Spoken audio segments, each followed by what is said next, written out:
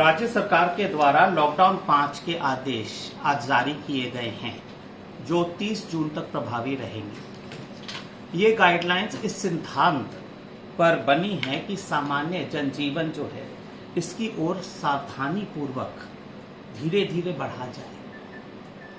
इसके लिए आवश्यक है कि सार्वजनिक स्थलों, कार्यस्थलों और लोक परिवहन में सभी लोगों द्वारा संपूर्ण सुरक्षात्मक उपायों की पालना की जाए।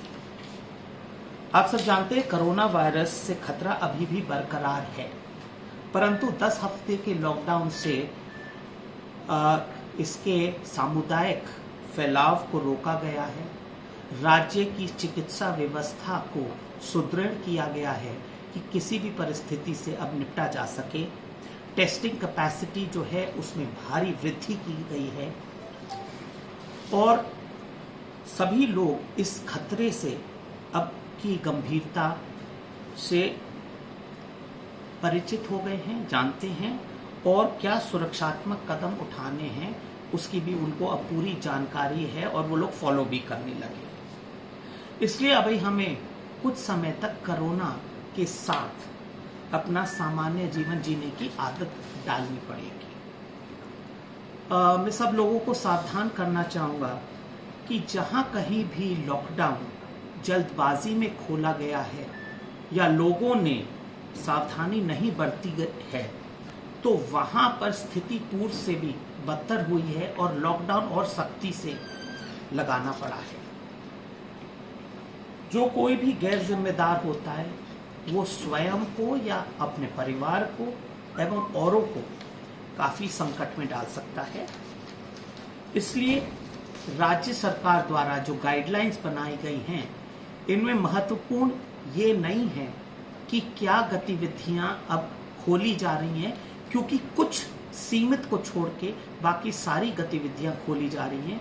एम्फेसिस जो है इन सारी गाइडलाइंस पे ये है कि क्या सुरक्षात्मक कदम अपने को उठाने हैं और क्या गतिविधियों, किन गतिविधियों के साथ क्या क्या सुरक्षात्मक कदम उठाए जाएं।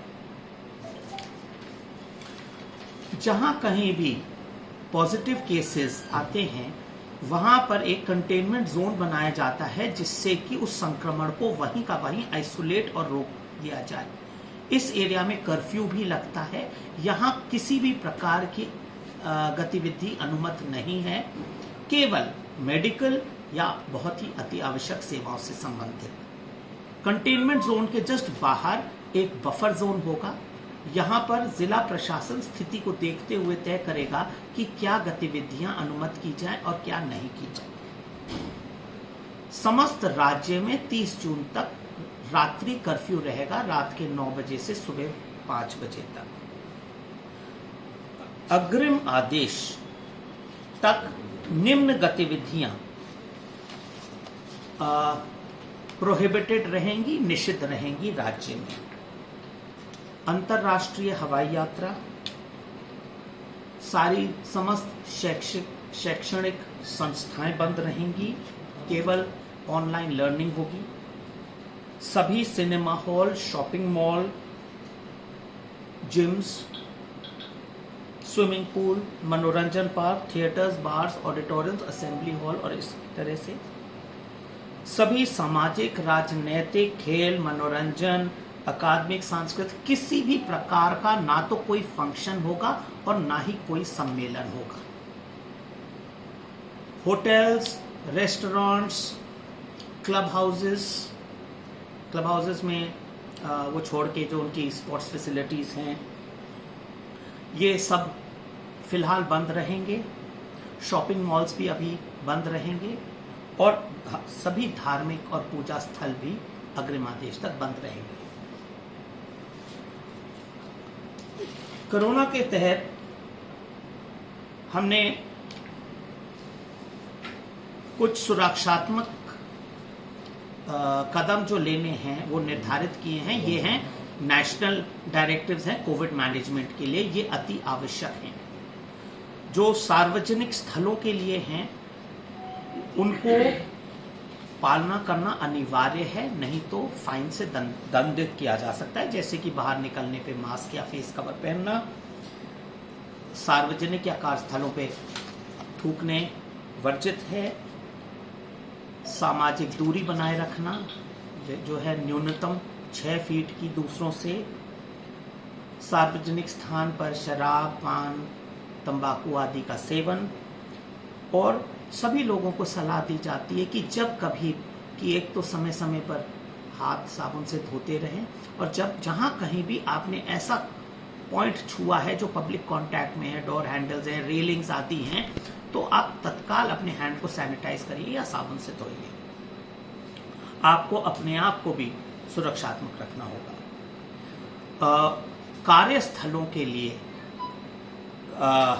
भी कई शर्तें निर्धारित की गई हैं, और उनका जैसे शिफ्ट है, सोशल डिस्टेंसिंग है, और पारियों में अंतराल है, स्टैगर्ड बिजनेस आवर्स हैं, और जो भी इनके मैनेजर्स हैं या इंचार्ज हैं, इनको इन शर्तों की पालना करने के लिए उत्तरदायी रहेंगे वो, और नहीं करने पर अगर पाया गया तो इनको बंद किया जा सकता है और उनके खिलाफ कानूनी कार्रवाई की जा सकती है। क्योंकि ये अति आवश्यक है कि जो ये व्यवस्था कर रहे हैं और लोग वहां जा रहे हैं तो पूर्ण सुरक्षा से काम हो।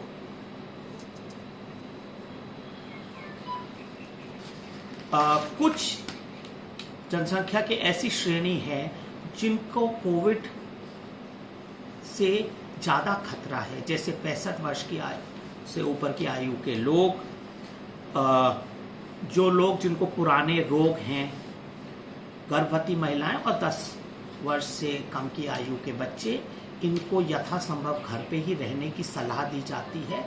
और यदि यह बाहर निकले तो 100% पूर्ण पालना करें जितने भी सुरक्षात्मक उपाय हैं, सबसे ज्यादा उनको खतरा रहेगा। अब जो अनुमत गतिविधियां हैं, अब नेगेटिव लिस्ट मैंने बता दी, बाकी सब कुछ अनुमत है। कुछ गतिविधियों के लिए हमने विशेष शर्तें रखी हैं, जैसे कि दुकानें हैं, दुकानदार किसी को सेल नहीं करेगा अगर उसने मास्क नहीं पहना है। एक दुकान में एक समय पर, छोटी दुकान में 2 व्यक्ति और बाकी दुकानों में 5 व्यक्ति ने से ज़्यादा अंदर नहीं घुस सकते। बाकी बाहर लाइन में वेट करेंगे सोशल डिस्टेंसिंग मेंटेन करते हुए। किसी भी दुकान ने, और ये दुकानदार भी समय समय पर सैनिटाइज करता रहेगा, बाकी सुरक्षात्मक कदम उठाएंगे। कोई भी दुकानदार इसकी पालना नहीं करेगा तो दुकान सील हो सकती है और फाइन भी लग सकता है या कानूनी कार्रवाई।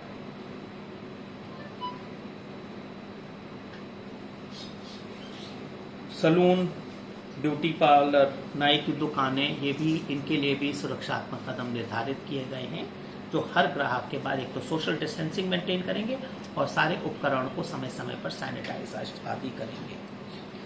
दुकान, ठेला वगैरह जैसे चाट, चाय, जूस काउंटर वगैरह हैं, इनके लिए भी कुछ स्टैंडर्ड्स सेट कर दिए हैं, विशेषकर कि पूरी साफ सफाई, स्वच्छता और कचरा निष्पादन, सोशल डिस्टेंसिंग आदि इनकी पालना करेगी, और म्युनिसिपल अथॉरिटीज द्वारा समय समय पर इनकी जांच भी की जाएगी कि ये इसकी पालना कर रहे हैं। पार्कों में भी अब पार्क खोल सकते हैं, जो भी अनुमत टाइम है, सुबह से रात्रि तक, परंतु वहाँ पर कोई भी ऐसी पॉइंट जहाँ पर कोई टचिंग रिलेटेड हो वो परमिटेड नहीं है, जैसे कि ओपन जिम्स हैं, आपके स्विंग्स वगैरह हैं, झूले हैं, और गेट भी ये कहा गया है कि खोल के रखें, जिससे कि वो जो छोटे छोटे गेट्स हैं उनको लोगों को हाथ नहीं लगाना पड़े।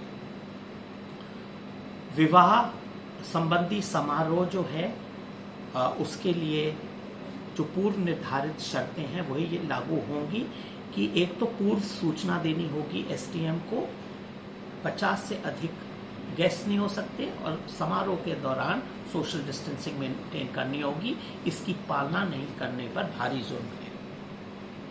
अंत्योष्टि, अंतिम संस्कार के समय 20 से अधिक व्यक्ति नहीं होंगे। सभी कार्यालय जो हैं वो सरकारी कार्यालय अब पूर्ण क्षमता से खुलेंगे स्टाफ स्ट्रेंथ से। इसी प्रकार समस्त निजी कार्यालय भी अप टू फुल स्ट्रेंथ कर सकते हैं, लेकिन वर्क फ्रॉम होम जो है वो इंकरेज किया गया है।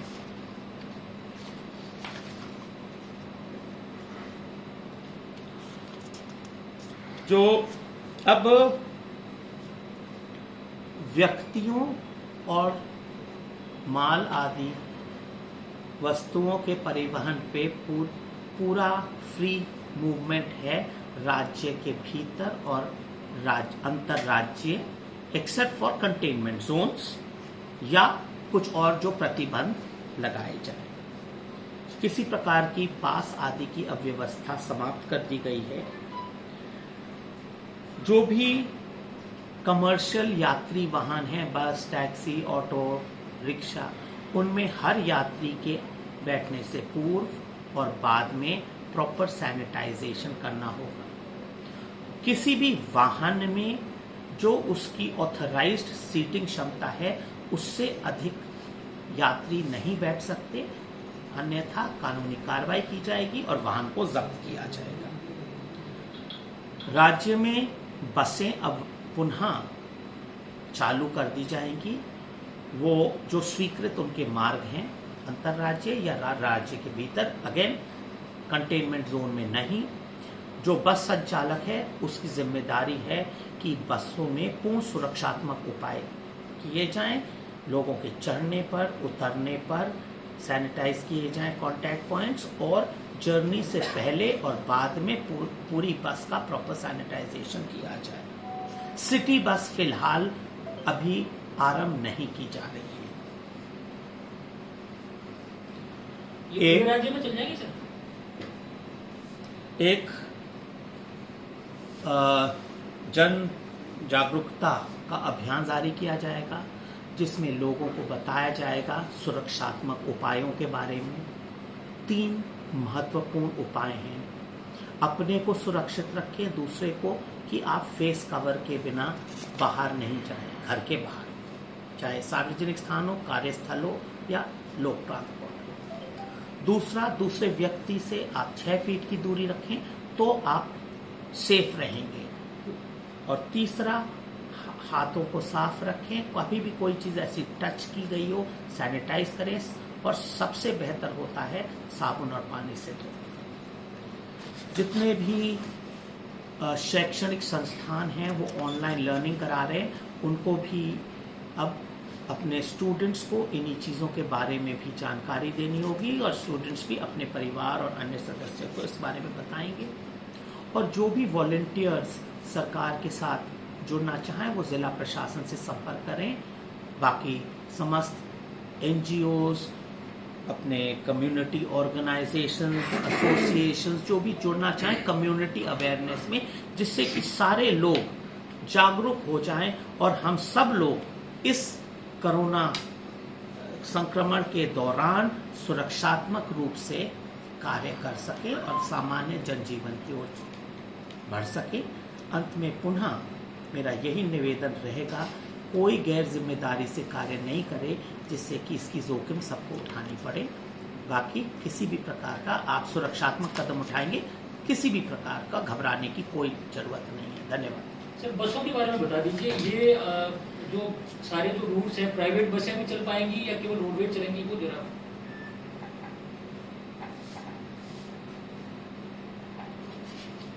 क्लियर था जो मैंने बोला था।